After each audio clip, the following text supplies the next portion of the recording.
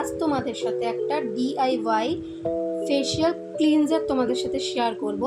দেখো, তার জন্য আমাদের একটুখানি দই নিয়ে নিতে হবে। আমি দই নিয়ে নিলাম এবং আমি কাঁচা হলুদটাকে এর মধ্যে মিশিয়ে দিচ্ছি। হলুদটা আমি অলরেডি এটা পেস্ট করে রেখেছিলাম। এবার দেখো, ভালো করে কাঁচা হলুদ দিয়েই এই পেস্টটাকে ভালো করে মিক্স করতে হবে। ভালো করে এটা মিক্স করে নিলাম। দেখো, ভালো করে এটা মিক্স করে নিয়েছি। আমাদের একটা DIY ফেশিয়াল ক্লিনজার এটা রেডি হয়ে গেল। এটা দিয়ে মুখটা ক্লিন করব। পুরো মুখে ভালো করে লাগিয়ে নিয়ে আগে ভালো করে এটা রাব করে নিচ্ছি। লাগিয়ে নেওয়ার পর রাব করে নেব। এটা খুবই ভালো একটা রেমেডি। চাইলে তোমরা এটা ঘরে ইউজ করে দেখতে পারো।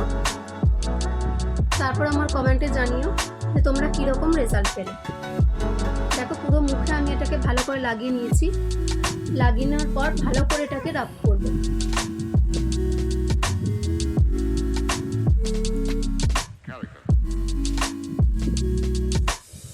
আবার একটু করে হাতে নিয়ে নেব, নিয়ে এটাকে ভালো করে রাব করে নেব সারা মুখে। তো 10 মিনিট ধরে এটা রাব করবো। ওকে, মুখে রাব করার পর দেখো আমি মুখটাকে ক্লিন করে এসেছি। দেখো আমার স্কিনটা আগের থেকে কতটা গ্লো করছে এবং কতটা সফট হয়ে গেছে। এই ক্লিনজারটা তোমরা বাড়িতে ইউজ করতে পারো। বাই।